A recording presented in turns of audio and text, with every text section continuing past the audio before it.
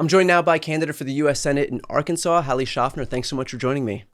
Thank you. Appreciate it. So we hear Arkansas, and I think a lot of people are going to write that state off. Why is Arkansas in play in 2026?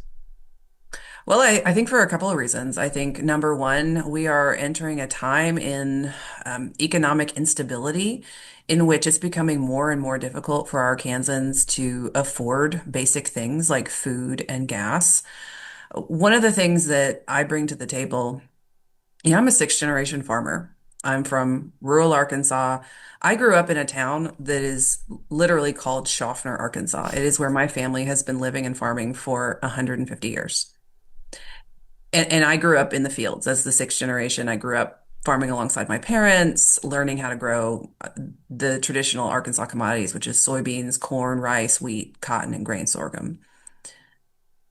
And I learned from them the importance of, I think, what really reflects a general value in Arkansas, which is that you live your life and you are successful through sweat and service to your community. And I have worked hard my whole life. I've done well in school. I was valedictorian at my high school. I got a full ride scholarship to Vanderbilt University. I came home and got a Master of Public Service from the school that President Clinton founded here in Little Rock. And I went back to the farm. I've been farming for 9 years as the primary operator. And I became an advocate for family farms like mine, for environmental conservation, regenerative farming. Like many Arkansans, I fulfilled the value of working hard and serving the community. But ultimately, that doesn't mean anything if the system is broken. So this year, along with hundreds of other farmers in Arkansas, we made the heartbreaking decision to close. And because it didn't matter what we did or what crops we planted, it wasn't enough.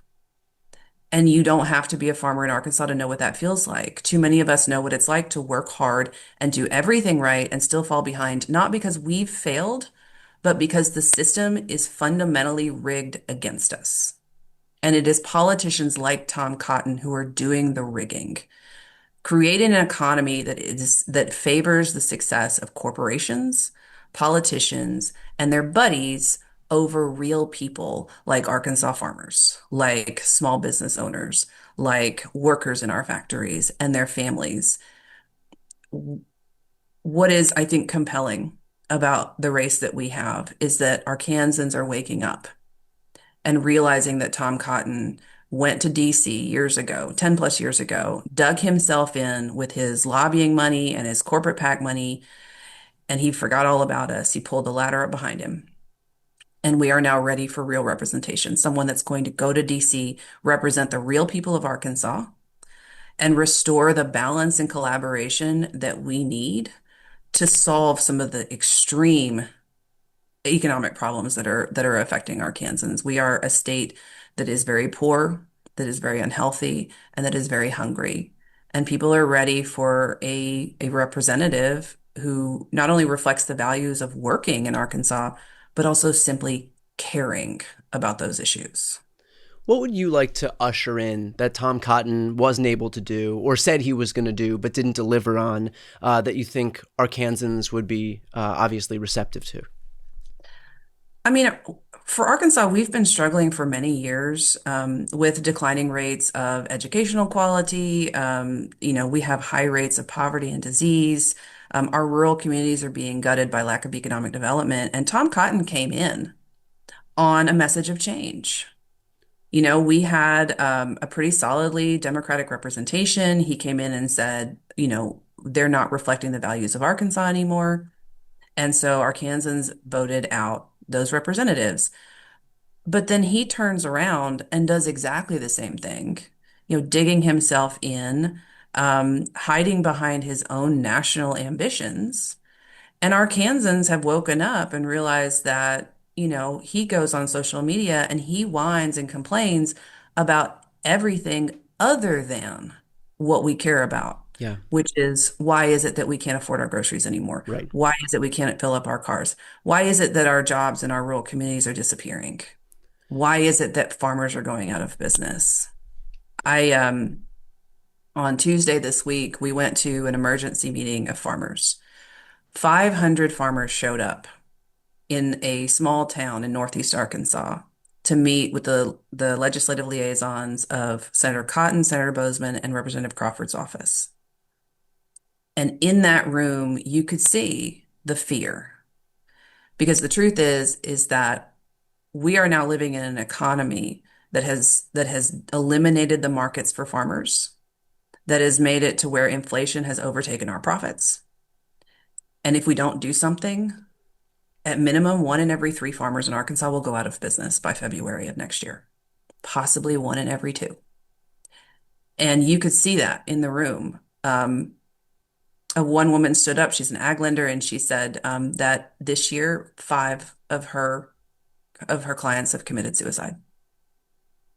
Another woman stood up and said at 10 o'clock that morning, her husband and his son were headed to the bank to shut it all down. And I know what that feels like. And, I got up and I told my story. I said, I'm the sixth generation of my family. My son will not be the seventh. I am praying that we do get assistance from the government. But at the end of the day, farmers don't want handouts. We want markets. And we need leaders who not only care about what's happening to farmers, which Tom Cotton doesn't, but also have a vision for the future. One thing we say in Arkansas is you can't fence time. That means you can't stop the future. You have to have vision. You have to plan for it. You can't go backwards. On this idea of, I guess, setting yourself up for success and planning for the future, we have seen numerous instances where Donald Trump has engaged in these trade wars. He's doing it right now. He did it back in his first term. And a lot of soybean farmers, for example, they were impacted because, other countries would find markets elsewhere. They would go to Argentina. Even now, there are folks who are looking to Australia to buy beef, for example. And when the trade wars end, we've seen that the customers don't often return to where they initially were buying because, supply chains have changed, and the volatility in the market also shows them that, hey, maybe this isn't a reliable customer for us anymore. And so they'll move their markets away from American farmers into, again, South American farmers, Australian farmers, wherever it may be. And so to what extent has that impacted the folks in Arkansas? And almost more importantly, from a political perspective, are folks in Arkansas recognizing that impact that comes as the result of Trump's actions? And I think that we are certainly realizing as a farming community that our markets are disappearing and that they're not coming back. And I could totally get into the weeds, no pun intended, about sort of how we got here. Um, in 2018, we had the first trade war with China, and we lost about 15% of the market that we had in China. And so the government gave us MFP, which was a $9 billion payment approximately to farmers to kind of Stave off the bleeding, yeah, offset those losses. And but then we turned around and we never actually fixed the problem. yeah.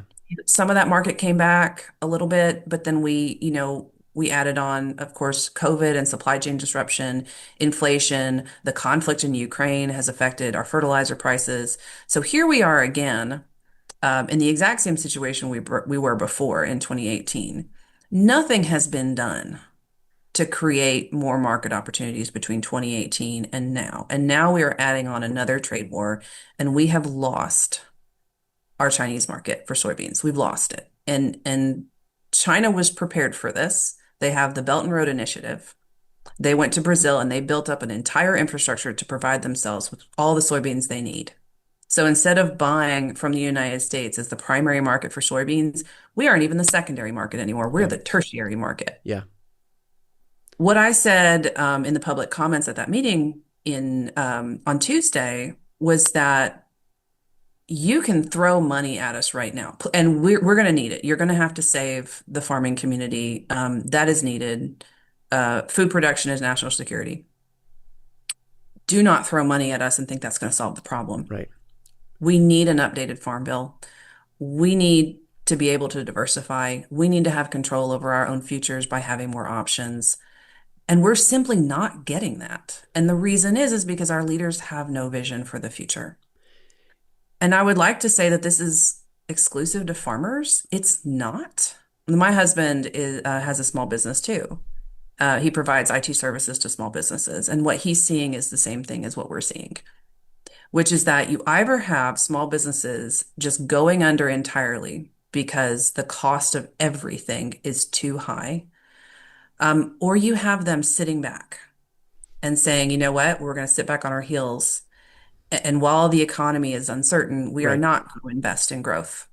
We are not going to add on new jobs. We are not going to borrow money for expansions because we don't know what the future holds. Right. And that is going, I would like to say that is going to make the economy circle the drain.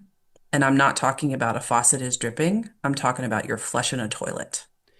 You know, the interesting thing, having mentioned the Belt and Road Initiative, is that was China's response to USAID.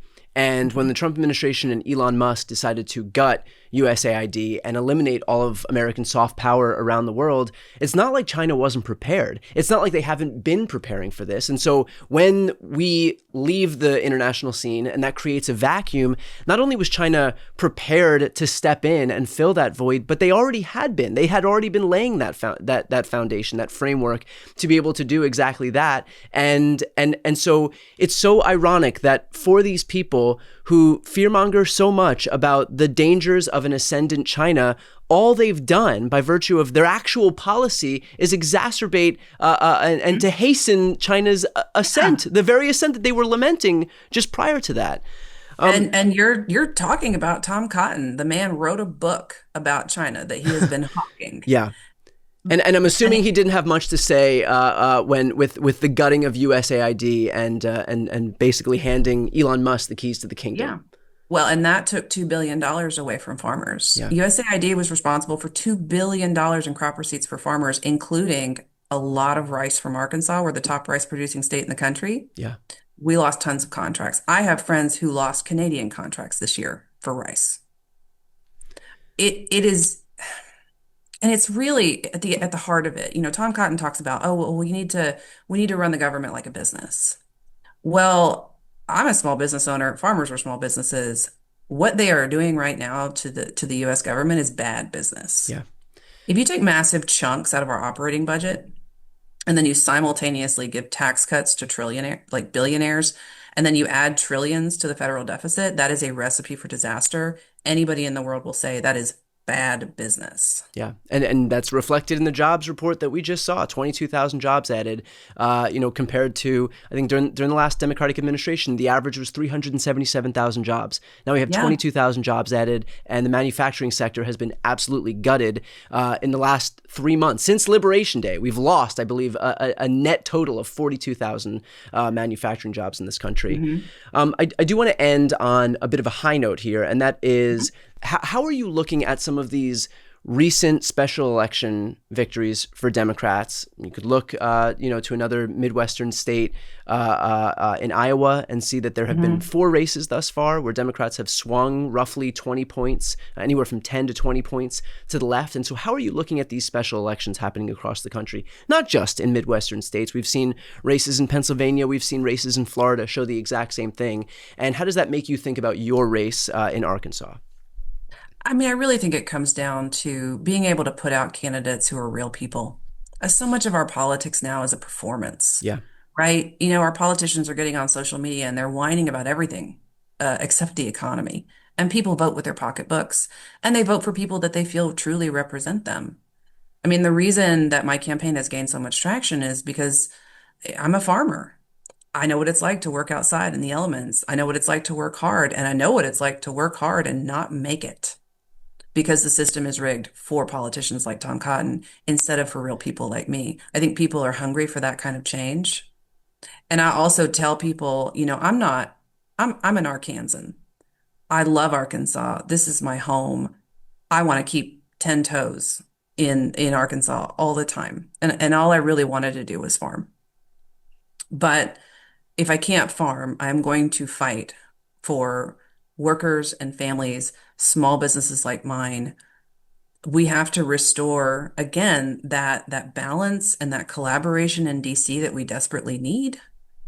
I also think that for I say this too, I am not here to pass a party purity test.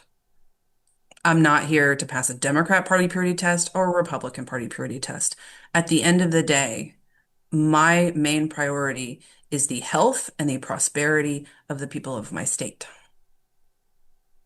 For folks who are watching and listening right now, how can they help your campaign? They can donate to my campaign through my website, which is hallieschaffner.com. I am on all of the social media channels, TikTok, Instagram, Facebook. Please follow. I usually do about a video every day or a post talking about, again, the things that matter to Arkansas. I talk about farming, I talk about healthcare. Um, what I always tell people is that early investment in a state like Arkansas, especially one that is going to end up being as competitive as mine, Yeah. is going to be truly important because it means we can set up the infrastructure we need to win. And I also tell people, look, we're not going to outraise Tom Cotton, but we're sure as hell going to outwork him. And I'm a farmer. I know what that means. Excellent. Well, I'm going to put that link to your website on the screen and also in the post description of this video. Also, for everybody who's watching right now, stick around because I'm going to put Hallie's latest ad. I'm going to let that play out for the rest of the video so that you can take a look. If you have not yet watched it, trust me, you'll want to watch it. Hallie, thanks so much for your time. Thank you. I grew up here, on this farm, in these fields. Started working them when I was 10 years old, and spent nearly a decade doing everything I could to keep this farm running. There's no place that means more to me. I'm Hallie Schaffner, a sixth-generation Arkansas farmer and small business owner. But this year, I had to shut our farm down. Because like hundreds of other Arkansas farmers, no matter how hard we worked or what crops we planted, it wasn't enough. This year has been so hard for Arkansas farmers. Farmers have little to no hope of breaking even this year. And while we were fighting to keep our farms afloat, Tom Cotton was fighting against us, voting against the Farm Bill, twice. Maybe he'd know how much we need it if he stopped to listen to real Arkansans. But he hasn't. Instead of holding town halls to hear from us, he hosts fancy dinners for the people who are funding his political career, while voting for trillions in tax cuts for billionaires and land barons that are driving up prices while we struggle just to get by. It's a system rigged against Arkansans by both Republicans and Democrats, and I've had enough of it. We need a senator who knows what it's like to bet the future on a field, who will fight to protect our health care and bring costs down so we can afford gas, groceries, and the mortgage, who will actually be here in Arkansas. That's not Tom Cotton, but it is me, and that's why I'm running for the U.S. Senate, because there's nothing I'd rather do than farm. But if I can't farm, I'm gonna fight for our farms, for Arkansas, and for you.